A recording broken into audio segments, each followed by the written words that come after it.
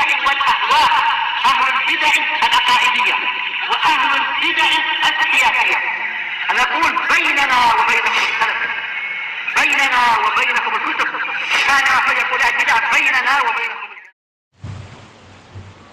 Kita meneruskan bacaan kita Bulughul Maram yang ditulis oleh Al-Hafidz Ibnu Hajar Al-Asqalani rahimahullah taala.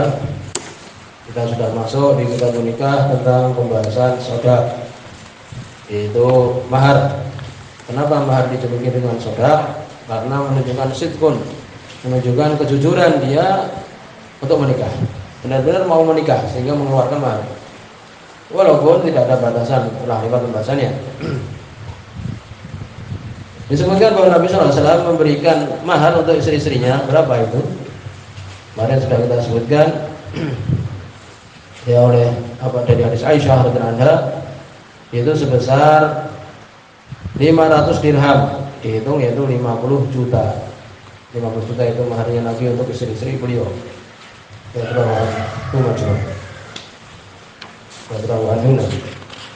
tetapi kita sudah menyebutkan bahwa itu tidak menjadi batasan, ya demikian.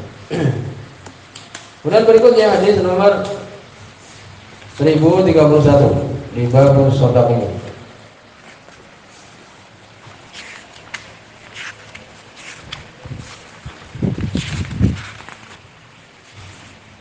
Ya sebelumnya di sini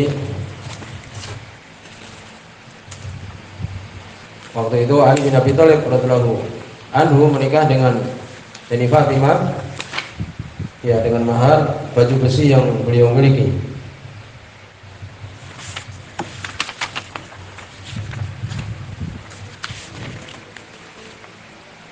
Berikutnya hadis nomor 1030. Ya, masih hadis nomor 1030. Wa an Amr bin Shu'aib an abihi an jaddihi. Dari Amr bin Shu'aib, dari bapaknya, dari kakeknya. Siapa? Ini sanad yang masyhur ini. Ini Abdullah bin Amr bin As radhiyallahu anhu, tapi jalannya atau tariknya itu dari Ibnu Jurayj, tidak mendengar dari Amr bin Shu'aib sedikit pun, dhaif. Ya, di sini dhaif. Tapi diambil pelajaran para ulama di sini. Kalau beliau mengatakan, ini Abdullah bin Amr bin As radhiyallahu anhu. Qala Rasulullah sallallahu alaihi wasallam, berkata Rasul sallallahu alaihi wasallam, ayyuma imra'atin nakahat ala shadaqin. Siapapun perempuan yang dia menikah atas mahar, ya, mendapatkan mahar, au khibain. Khibah disebutkan oleh Imam As-Sunani di sebelum salam, yakni al-atiyah, pemberian untuk orang lain.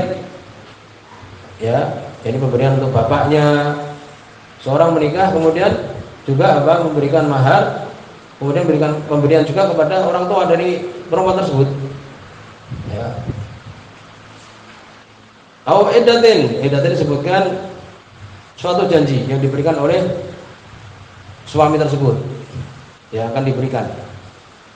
Jadi siapapun perempuan yang dia itu menikah dengan mahar atau kemudian diberikan pemberian untuk orang lain selain dari perempuan ini, qabla ismati nikah, sebelum akad nikah, fawalaha, maka itu untuk apa? Untuk wanita ini.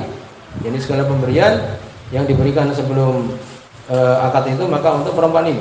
Wa makana ba'da ismati nikah, dan apa yang dia itu setelah akad nikah, ya, bahwa liman utiyahu, maka dia adalah untuk yang diberikan padanya, untuk orang tuanya atau semisalnya.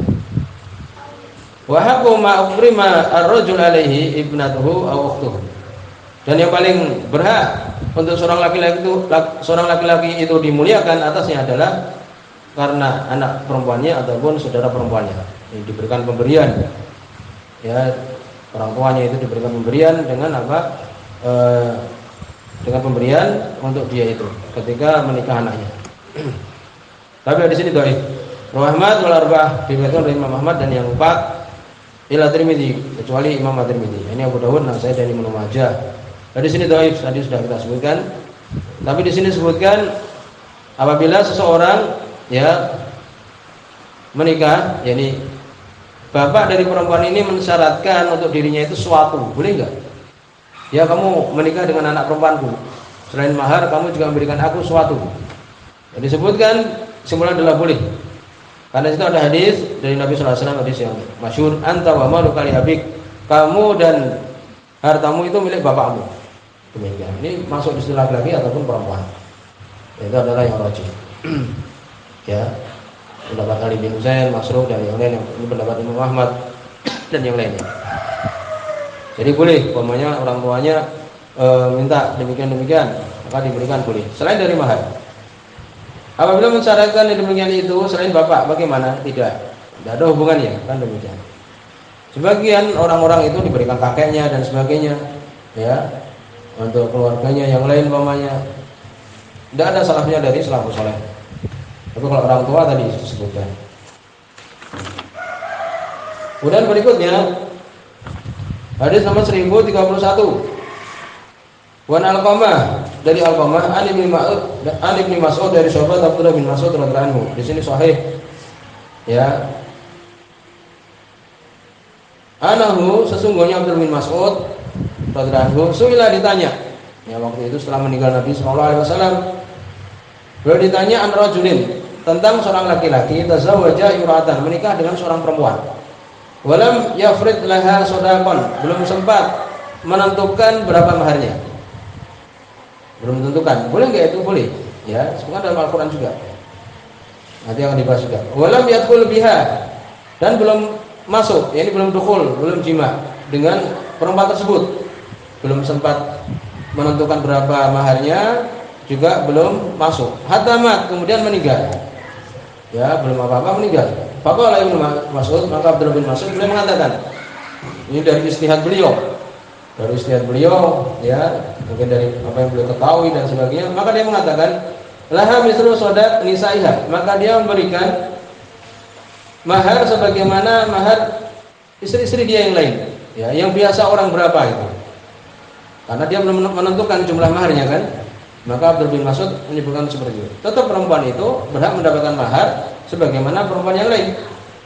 Wala waksa, tidak boleh waks, disebutkan oleh Imam As-Sunani, tidak boleh naqs, tidak boleh kurang dari mahar yang biasa orang lain mendapatkannya. Wala saqat, tidak boleh juga memberatkan.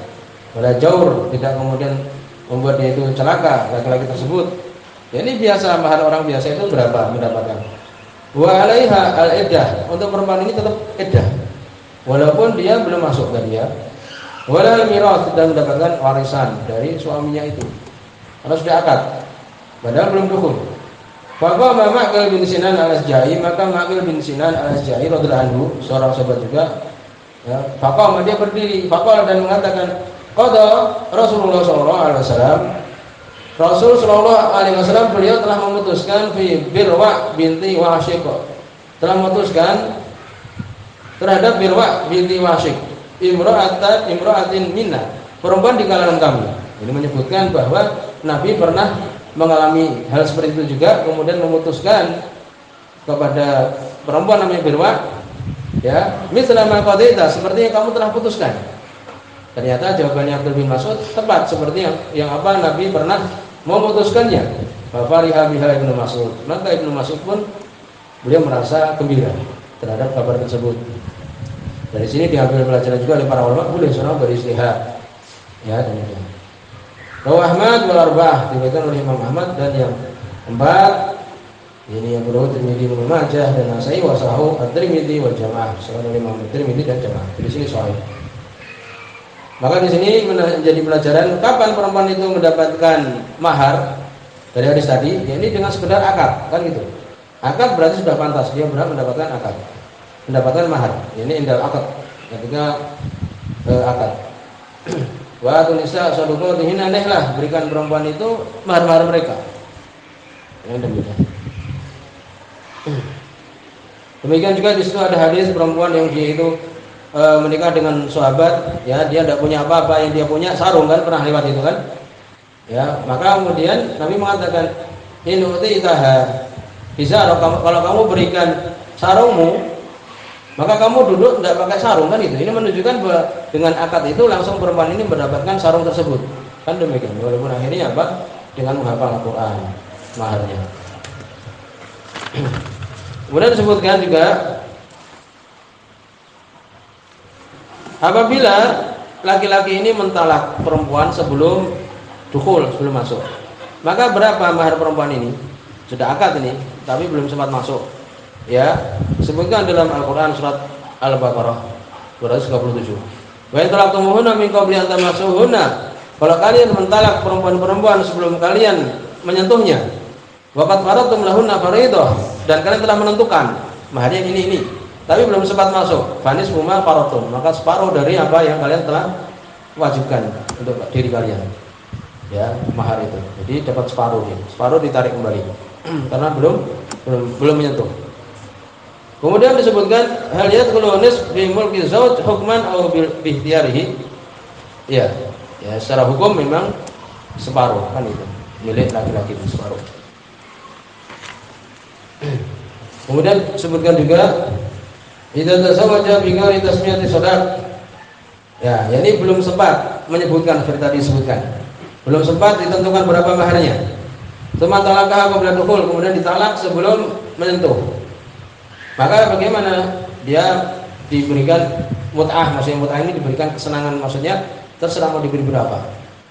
Karena disebutkan dalam Al-Quran ayat yang ke-236, la junaha alaikum in talaqtumun nisa ma lam tamassuhunna, tidak mengapa kalian apabila mentalak perempuan sebelum kalian menyentuhnya, au tafridu lahunna fariidah, atau kalian belum tentukan berapa maharnya, belum ditentukan. Ya juga kan itu. Pokoknya nanti dapat berapa belum tahu nih. Ya, belum ditentukan. Maka bagaimana? Wa mati'uhunna 'alal musi', maka senang-senangkanlah mereka ini, yakni berikanlah untuk orang yang mudah. Kalau rezekinya banyak, dia dikasih agak banyak. Ya. 'Alal musi' qadaruhu, kadarnya. Wal muqtiri qadaruhu, orang yang dia itu tidak kaya ya semampu dia. Mataan bil ma'ruf, pemberian yang biasa. Hakon 'alal muslimin, haknya bagi orang yang dia itu, atas orang dia itu berbuat baik. Demikian. Jadi tidak ditentukan, ya sudah semampunya, pantasnya berapa batasnya tidak ada, ya demikian.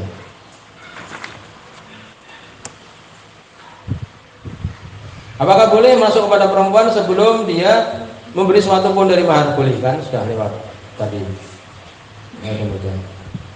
Tapi tidak pantas kan demikian. Dia janjikan saja tapi belum diberi, walaupun itu boleh.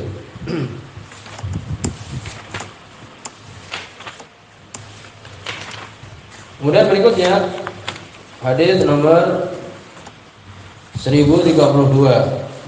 Wa Jabir bin Abdullah radhiyallahu anhu, dari Jabir bin Abdullah radhiyallahu anhu. Hadis ini dhaif, disebutkan bahwa disebutkan Musa bin Muslim, yang benar adalah Soleh bin Muslim. Dhaif, sebabnya adalah rawi ini dhaif. Dari Jabir bin Abdullah radhiyallahu anhu, ana Nabi sallallahu alaihi wasallam qala, Nabi sallallahu alaihi wasallam beliau mengatakan, man a'ta fi sadaqi imra'atin sawiqan, barang siapa yang memberikan mahar untuk seorang perempuan berupa sawik, roti adonan yang sudah dimasak, au tamran, atau memberikan korma, faqad istahalla, maka telah halal walaupun berupa korma. Ya, Ar-Raja Abu Daud asyara ila tarjih waqfi, dikeluarkan dari Imam Abu Daud dan mengisyaratkan yang benar adalah mauquf, tapi tadi dhaif. Berikutnya wa Abdullah bin Amir bin Rabi'ah, Nabi dari Abdullah bin Amir bin Rabi'ah dari bapaknya Amir bin Rabi'ah radhiyallahu anhu. Ini juga dhaif. Ya, mungkar. Imam Abu Hatim ditanya oleh anaknya, maka dijawab Asim bin Ubaidillah mungkarul hadis, dhaif. Ana Nabi sallallahu alaihi wasallam, sungguh Nabi sallallahu alaihi wasallam ajasa nikah imra'atin, beliau memperbolehkan pernikahan perempuan ala na'lain, apa na'al, dengan dua sandal, boleh. Akhrajahu Tirmidzi wa sahahu wa khulifa fi dzalik. Bukan Imam Tirmidzi dan sahihkan dan terjadi perselisihan atasnya, dhaif tadi. Kemudian hadis nomor 1034, wa Sa'ad bin Sa'ad qala, dari Sa'ad bin Sa'ad radhiyallahu anhu beliau mengatakan, hadis ini mungkar juga, Abdullah bin Mus'ab dhaif, ya. Qala sawaja Nabi sallallahu alaihi wasallam, Nabi sallallahu alaihi wasallam beliau menikahkan rajulan, seorang laki-laki, imra'atan, dengan seorang perempuan. Nabi menikahkan laki-laki dengan seorang perempuan bi khatamin hadid, dengan cincin dari besi. Yang benar dan riwayat Imam Bukhari dan Muslim apa itu? Dengan hafalan kan demikian. Akhrajul Hakim, dikeluarkan oleh Imam Hakim bahwa tarafun minal hadis tawil, yaitu ini sepotong dari hadis yang panjang al-mutaqaddim yang telah lewat di awal nikah, di pembahasan awal-awal nikah yang telah lewat. Itu hadis yang kemudian Nabi SAW menikahkan dengan hafalan orang tersebut. Ini menunjukkan tidak ada batasan apa paling sedikitnya mahar. Berikutnya hadis nomor 1035, Wan Ali, yang dari Ali bin Abi Thalib radhiyallahu anhu. Hadis ini dhaif. Juga ada Dawud bin Yazid Al-Audi dhaif. Kalau beliau mengatakan la yakunul mahar aqall min asyarah darahim. Tidak boleh. Ini tidaklah mahar itu lebih sedikit dari 10 dirham. Ini 1 juta. Akhrajahu Daraqutni, bahwa Imam Daraqutni mauqufan mauquf. Ini ucapan Ali. Kalau di sana di maqal. Di sanadnya ada rawi yang dibicarakan tadi, Dawud dhaif. Ya. Berikutnya hadis nomor 1036, Wan Uqbah bin Amir, dari Uqbah bin Amir radhiyallahu anhu. Sahih hadis ini qala Rasulullah sallallahu alaihi wasallam, berkata Rasul sallallahu alaihi wasallam, khairu sadaqi aisaru, sebagus-bagus mahar yang paling mudah. Akhrajahu Abu Dawud, mengeluarkan Imam Abu Dawud wa Sahih Hakim, saya oleh Hakim. Ini semua menunjukkan untuk seorang itu memudahkan dalam hal mahar, ya mudah. Yang terakhir hadis nomor 1037, Wan Aisyah radhiyallahu anha, dari Aisyah radhiyallahu anha. Di sini dhaif. Ya, disebutkan Ubaid bin Qasim matruk, ya tertolak. Ana Amrah binta Jaun, semuanya Amrah bintu Jaun ta'awadat min Rasulillah, berlindung dari Rasul sallallahu alaihi wasallam. Ya, hina udkhilat alaih, ketika dimasukkan kepada Nabi, ini untuk dukul. Ta'ni maksudnya lama tazawwaja, ketika Nabi menikahnya. Faqala, maka Nabi mengatakan laqad uti bi Mu'ad, sungguh engkau telah berlindung kepada zat yang pantas untuk dimintai perlindungan. Fatalaqaha, kemudian Nabi mentalaknya. Wa amara Usamah, kemudian Usamah diperintahkan oleh Nabi, famata'aha bi salas aswab, diberikan kesenangan, ini diberikan 3 baju. Akhrajahu Ibnu Majah wa fi sanadihi rawil matruk, dikeluarkan oleh Ibnu Majah dan di sanadnya ada rawi yang matruk. Wa asal kisah ini fi sahih, dalam sahih, ini Sahih Bukhari, min hadis Abi Usaid As-Sa'idi, dari hadisnya Abu Usaid As-Sa'idi. Ya, demikian. Jadi kalau kemudian ditalak sebelum dukul adalah tadi boleh diberikan baju atau semisalnya. Habis di sini subhanallah juga syukur ila ila anda. Assalamualaikum.